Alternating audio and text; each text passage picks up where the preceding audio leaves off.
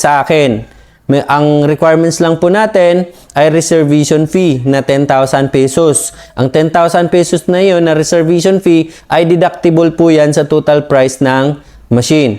And then, hindi ko pwede sabihin dito ang presyo dahil nag-iiba po ang presyo. What if panonood ng video na ito ay next year na, and then iba na pala ang presyo ng machine, so baka mag-conflict. Okay, so message lang po kayo sa amin. And then